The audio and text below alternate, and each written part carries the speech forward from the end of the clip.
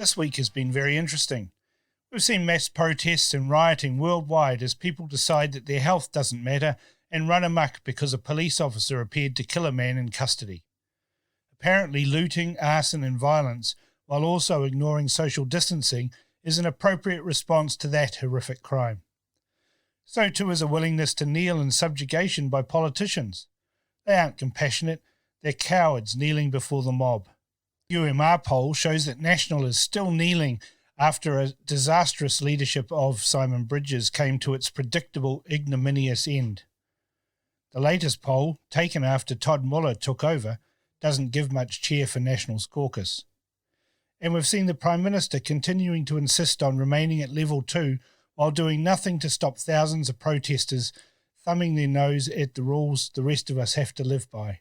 And on Thursday, she was posing for selfies in breach of her own promulgated rules. Today, Cabinet will decide if we can leave level 2, but there's no medical reason why we should remain since the last remaining active patient was notified more than a month ago. I believe they haven't declared her recovered status using the word unique recovered definition because they need that patient to justify continued level 2. They will miraculously be declared recovered when the decision is made to move to level 1.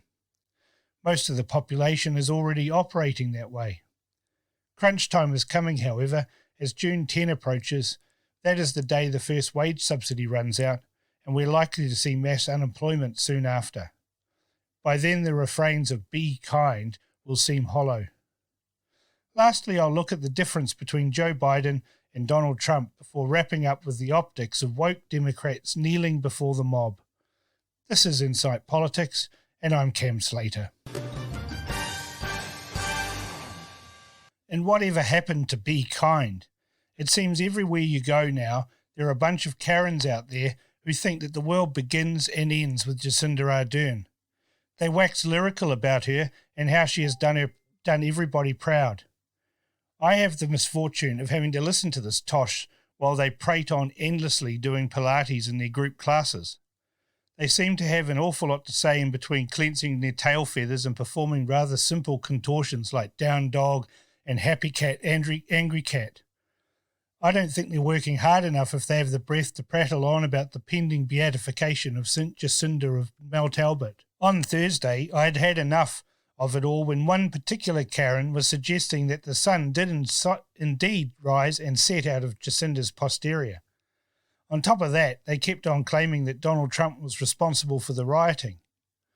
As I performed an advanced gazelle, I decided to disabuse this Karen of her musings. I pointed out that we had been lied to about the models, that the lockdown was illegal, and that we had wrecked our economy in order to save a couple of hundred grannies who probably would have died anyway. The hissing coming from the distinctly angry cat was deafening. I was told to shut my mouth and that my opinion wasn't wanted, and that it would be good if I just hushed down about the great and glorious Jacinda. It was amazing to see a scowl emerge upside down from the down dog. To which I replied that I was on a private session, not a group one like her, and if I had to listen to her opinions, then I'd share mine for free, which, just by the way, I usually charge for. I pointed out that she had held these opinions because her husband clearly still had a job, and that she would likely change that when reality bit her on their ass. The final bit I pointed out was that they should stop watching CNN. I then gracefully dismounted from my gazelle, finished my session while enjoying the puckered look of a cat's ass on their faces. And it left me wondering, whatever happened to be kind? Not that I've ever subscribed to pithy sentiments like that, but what happened to it? It seems that Jacinda maniacs like mouthing all these platitudes until someone points out the Empress has no clothes, and then the nasty comes out, fangs, claws and all. Still, it was a nice ending to my session. I did apologise to my instructor for my intemperate words to the Karen.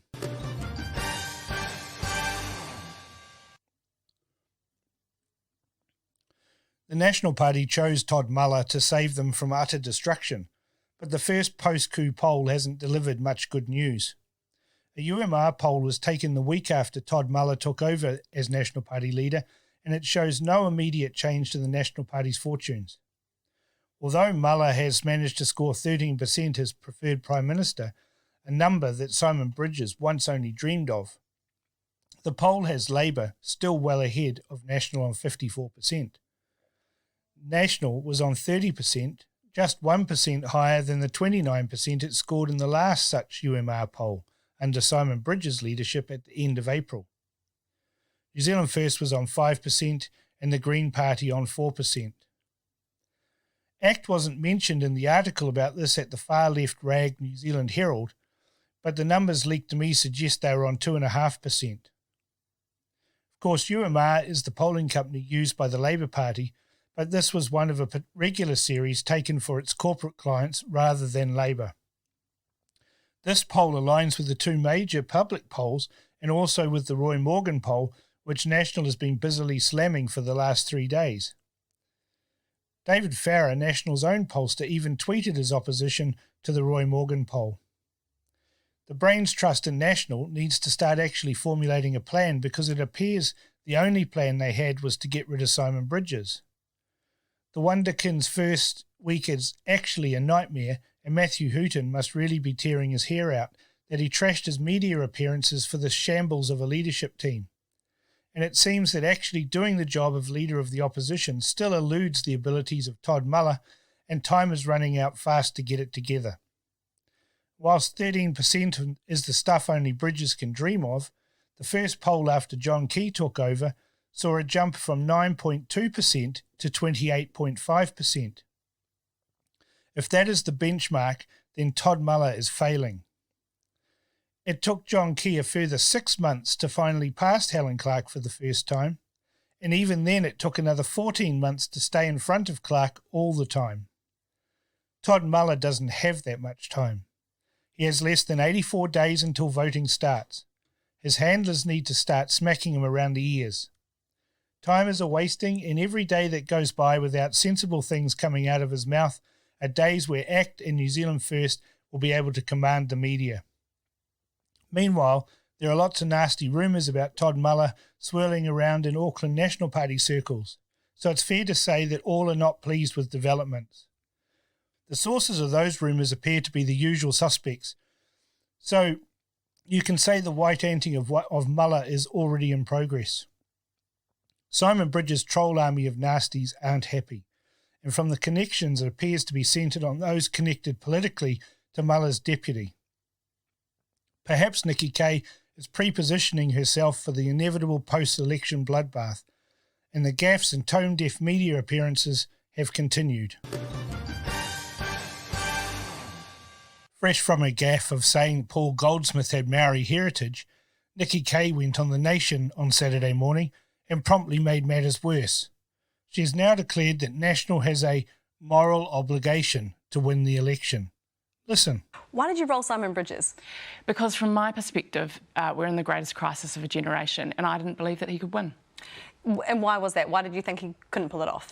Well, I think there were a number of things. I mean, part of it was, we saw the public polls in terms of his approval. But we also saw the public polls pre-COVID as well, and 43.3% is pretty bloody good. Well, I mean, from my perspective, again, you take into account various information. Part of it was his negative approvals. Part of it was the feedback from the public. Part of it was our party vote. These are all reasonable things. I mean, ultimately here, this isn't tiddlywinks. We're fighting for our future, and we had to make a decision, which was, are we going to be able to get a national government, which the country need. We need to be able to fight and help those small businesses out there. We need to be able to have people in work. And we made that decision, and it's very, very hard for all involved, but ultimately New Zealand need a national government. How long were you plotting that? Because about half a dozen MPs, National Party MPs, have told me this week that if it wasn't for a year, it was at least months that you were plotting. Well, that is not correct at all, Tova. What I can say to you is that, as I've said before, we were looking at the polls, and that was not a year. It was not even months. We literally were waiting to see what that polling information showed, because we have a moral obligation to do something, because New Zealand need a national government. I mean, we've got a government right now for which we're in level 1. We haven't had any explanation by the Prime Minister exactly why we're in level 1. We're shedding jobs. We've got a really difficult economic situation. As you know, the Deputy Prime Minister is out there making comments about the fact we should be in level 1. We don't have any clarity about the Trans-Tasman border. Say what?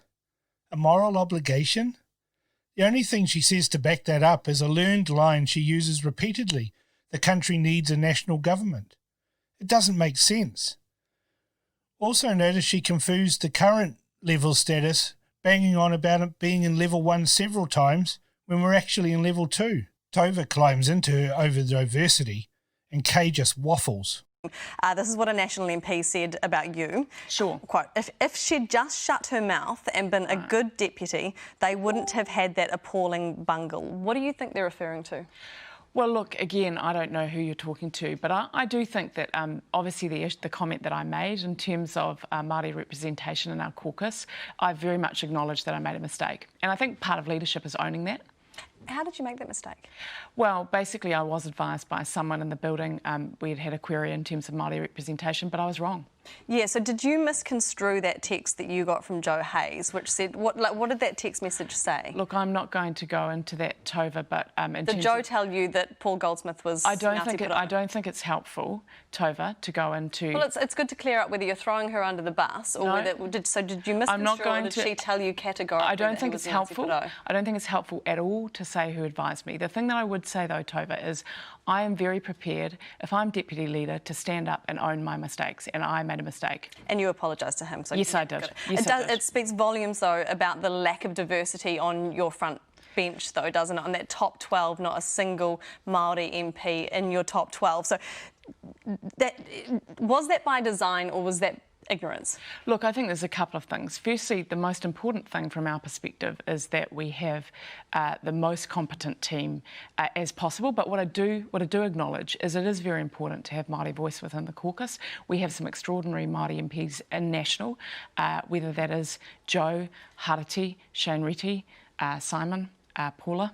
So, I mean, I think from our perspective... Two of those were in the leadership duo a couple of weeks ago. But the reality is, Tova, as you know, we are fighting hard to win an election and we have to have the best team be put forward on that. Yeah, so it reeks of ill-informed, misguided judgment, doesn't it, when you're trying to make a Pākehā MP Māori to up the quota of Māori MPs on your front bench. So did you No, it doesn't. Was it by design or was it ignorance? No, it doesn't. I was advised by someone reasonably reliable in the building. I'm not going to go into who that was, but I made a mistake. And I think the reality is we do need to do more as a country in terms of diversity and representation, but we have been very clear that we need to have the most competent group of people, and we have made decisions on that.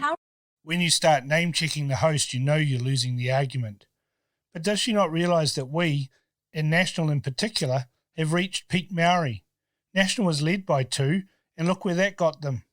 They're dead set thick. What is wrong with saying, we put the best people forward and we believe we have the best team? Kay said that there are only a certain number of spots, and she was proud of National's caucus diversity, which includes Korean and Indian MPs, and a Chinese spy. How's that for diversity? This is what she said. We have a number of MPs representing different ethnic communities. The reality is there's only a certain number of spots that we have, and we accept as a leadership team we have to own that representation issue. Well, that's just weasel words. But wait, she goes large on diversity for the rainbow people. How representative is the National Party? Because you've been a strong supporter of the LGBT plus community. Well, How many LGBT plus members of your caucus are there? Look, Tova, there is no one who is identified themselves at this point as LGBTI.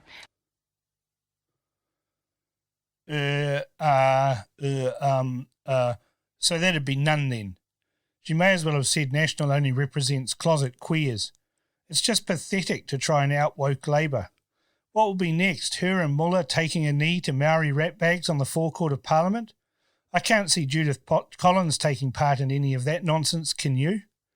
The problem with engaging with the media on this topic is that unlike debating, you can't actually talk your way out of this sort of rubbish. And that's the problem with National's brains trust. Champion debaters like Muller, Chris Bishop and Nicola Willis always think they can talk themselves out of the shit they got themselves in. That's what Nikki Kay did with that media appearance. She broke my first rule of politics. Explaining is losing. It's a fatal flaw, but you would have thought at least 2 of them would have learned their lesson with a baby at 3 a.m. You can't negotiate with a screaming baby. You just want them to shut up so you can go back to sleep. So you compromise. Having children prepares one perfectly for dealing with politicians. Though I suspect the 2 who are parents are the kind that always feel the need to have a discussion with their children. I'm sad to say, but these clowns appear to have spent lockdown plotting to end Simon Bridges and nothing more. I've said it before, and I'll say it again. It is 2002 all over again, and we even have some of the same players who were there at that disaster. Speaking of disasters, Joe Biden has finally won the Democrat nomination, and then proceeded to give a somnambulant speech where he even managed to balls up some key lines. I look forward to introducing, I would have already done it had we had not had the death, George had not been held up against that curb. I would plan on introducing it earlier, but I'll be introducing it very quickly. Good grief. Compare that to the deadpan and quick-witted nature of Donald Trump. You know, you've been a champion of opportunity zones. You passed criminal justice reform, add increased funding to historically black colleges. As a property owner, you opened a club that welcomed blacks and Jews at a time when others wouldn't. Does it hurt you to know that some people don't recognize that? And what else could you be doing to help unite the country and heal people? Well, it does hurt me, and we also have, if you look before the plague came in from China, which should have never happened, they should have never allowed that to happen, but before that happened, we had the best black unemployment rate in the history of our country, more home ownership, more everything. In every way, African Americans were in better shape than they ever were, and they will be again very soon because the numbers are going to start going up very soon. I did it once, now I'll do it again. We created the greatest economy in the history of our country. You know that very well. You were a part of it. And we did something that, frankly, nobody thought was possible, and we'll do it again, and even better with a little time. And you're going to start seeing numbers in September, October that are going to be mind-boggling. I see it already. I mean, it's happening. But yeah, I mean, I would like to have fair press, basically, because the numbers are obvious. They're there. If I don't see it, if I don't go on shows like this and other shows, I won't get those numbers out. But we did the best job in the history. If you look, criminal justice reform, historically black colleges and universities, I funded that on a permanent basis. President Obama didn't do that. President Bush, nobody did it. I took care of it. So many different things when you look. Opportunity zones with, as you know, with our very great senator, and he is indeed a great senator from South Carolina. And Tim's a friend of mine, he's a friend of yours, and he did a great job, and he came to me with this idea. And I said, sounds good, let's give it a shot. Well, it's mind-boggling what happened to that, and it's great, the opportunity zones. We've done so much, I don't get credit for it, but criminal justice reform, you know that, I had no chance of getting done. Everybody tried, nobody could get it, and I was able to get it done. And if you listen to people, it's like we didn't do it. And I was the one that got it done, totally done. And it's a great thing, and people are really happy with it, but the news doesn't treat anything we do fairly. That's why I have to get out and speak for myself. Listen to that answer. He starts off by reinforcing his Chinese plague line, then lists a few achievements, gets in a hit on the biased media, then lists some more achievements. He doesn't really care what the question was. He has some key lines and ideas he wants to hit, and then sets about hitting them out of the park. Now listen to him on law and order.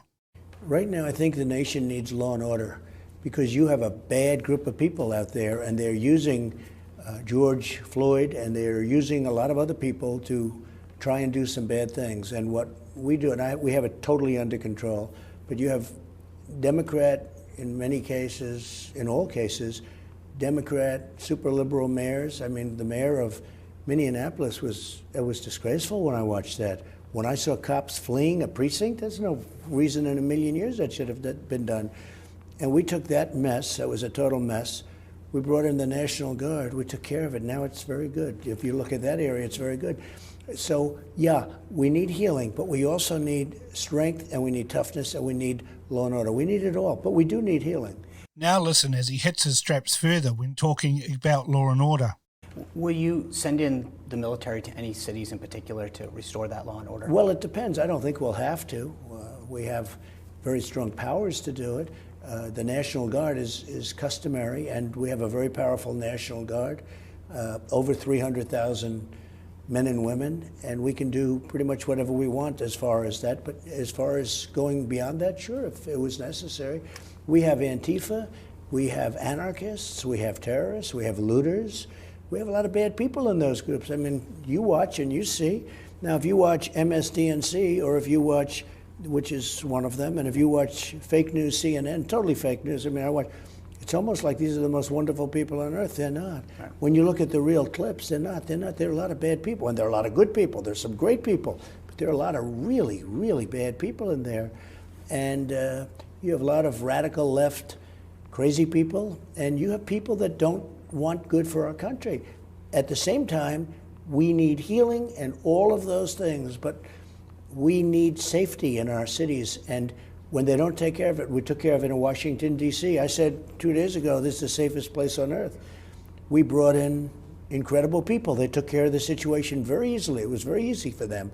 And in Minnesota, as you know, we took care of that situation with their great city. We took care of it very easily. Once they went through 3 days of hell, and I had to say, you got to get them in. Once they came in, it was like a knife cutting butter. It was so easy. But we have other cities they like to hold out. New York is disaster what's going on in New York, and we could help them a lot. They have to ask. If they don't get it straightened out soon, I'll take care of it. He correctly describes the rat bags and then segues into a very clever deadpan insult to media, particularly the MSNBC, who he calls insultingly MSDNC, along with his usual insult about fake news CNN. This is clever stuff, and I only give you these clips as a point of reference to the stumbling and bumbling inanities of Joe Biden. Here's some more. Play the radio. Make sure the television, make sure you have the record player on at night, the phone. Make sure the kids hear words. It makes no sense. We gotta, it's just, but you gotta, I mean, we gotta reassure, look, it makes no sense. And in addition to that, we have to make sure that we are in a position that we are. It makes no sense. We choose unity over division. We choose science over fiction. We choose truth over facts. That's like just flat out acknowledging. We've been doing everything we can do to keep Biden from being the nominee, and guess what? We tried it in Iraq. It's not working, so now we're going to try, in Iran. We tried in Ukraine. The Senate, as of 10 minutes before I got in this call, this is for the program, I will make an education that, in fact, Jill, my wife, is a professor at community college. Well, I'd like to welcome John to the show. John, thanks for being here, pal. Thank you, sir. Honored to be here. Well,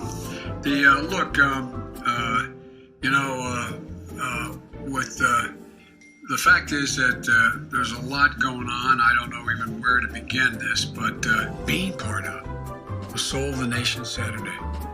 Thank you for tuning in tonight, and thank all the folks you heard from earlier in the beginning of this event. The reason why we lost the Congress in 2016 was because of Obamacare, remember? And by the way, it probably was. People didn't know what it was. My granddaughter, my other three granddaughters are down in Dubuque with my wife, Jill. And so, in Des Moines, I'm in Dubuque, in Des Moines, and with my wife, Jill. 3,900 of them right here in the state of South Carolina. Thank you. Thanks for your time. Please come back in less than 13 years, sir. All right, Chuck. Thank you very much. All right. It's Chris, but anyway. Chris. I just did Chris. No, I just did Chuck. There is 46 minutes of that nonsense, and the Democrats seriously think this old fool is going to challenge Donald Trump in debates. You can watch the rest in the embedded video clip. And speaking of the Democrats, the Democrats have been unhinged since they lost in 2016. They've fabricated scandal after scandal as they tried to sink Trump. The impeachment process was a farce and a fit-up, and the Russia scandal before that was all based on a fake dossier prepared and laundered by the Clinton campaign. The Chinese virus may seriously affect the election, but I think the Black Lives Matter and Antifa George Soros-funded riots are now actually helping Trump. When things get nasty, people want leaders, not dithering weak fools who are more intent on virtue signalling and capitulation than leading. Seeing Democrat senators and leaders kneeling before protesters sends entirely the wrong message than that which they think they are sending. Watching Justin Trudeau, the Prime Minister of Canada, kneel before the mob was cringeworthy. He's from Canada, for Pete's sake, not the United States. His pathetic weasel-like actions show him to be gutless and weak. All he was missing was an orange jumpsuit. They look weak and they look gutless. Trump looks strong. It isn't compassionate to kneel before the mob. It is gutless. It isn't strong apologizing for something you didn't do. It is weak. It looks exactly what it is, pathetic caving to bullies. It has all the sincerity of Father Jack apologizing to Bishop Brennan in the hit show Father Ted. I'm so sorry. I'd rather die on my feet than live grovelling on my knees to the mob. Capitulation to the mob shows weakness, not strength. What has me buggered is why black Americans think that rioting, vandalism, arson, murdering, looting and stealing is a valid response to the death of one black man in police custody. What also has me confused is why the media continues to describe this as legitimate protest. They aren't legitimate. They're criminal. But one thing is interesting. When the Chinese virus reviews happen, we're going to see that the same places beset by the carnage of domestic terrorism were also hardest hit by the Chinese virus, and all of those states, counties and cities are controlled by Democrats. Kiwis forget that the US has a federal system. The states are in control. So when New York blames Donald Trump, they ignore that their own governors and mayors were the ones defying strict health suggestions. It is their governors and representatives bending the knee to the mob, not Donald Trump. Republicans are those enforcing the rule of law, and it is Republican states that have fared better with the Chinese plague and also with the riots. Those two things are going to dominate the election campaign, and all Donald Trump has to say in each and every one of those Democrat-held states is that while their leaders were kneeling to the mob, he was enforcing the rule of law. And while they were kneeling, he was standing holding a Bible. The symbolism is fantastic. Democrats kneel, Republicans stand. It has been a fantastic political week with lots happening. The National Party really needs to get a wriggle on, or they'll be found wanting at the election. Tova O'Brien fully exposed just how shallow Todd Muller and Nikki Kaye's leadership was. They have nothing but slogans right now, or they say they agree with Labour. Agreeing with Labour is the vote national, the same as the other lot, but less shit strategy, and it isn't one that wins elections. Kindness is going to disappear as the economic damage hits home. Every time I see a Be Kind poster or road sign, it does the exact opposite. I and many others are refusing to comply with the Jobsworths in stores recording details of who is there. This snitch culture has to end. There is no virus in New Zealand anymore, and the fact the government did nothing about protesters and are busily taking selfies again shows there isn't any danger. We need to end this madness now. With both New Zealand and US elections this year, it is going to be frenetic.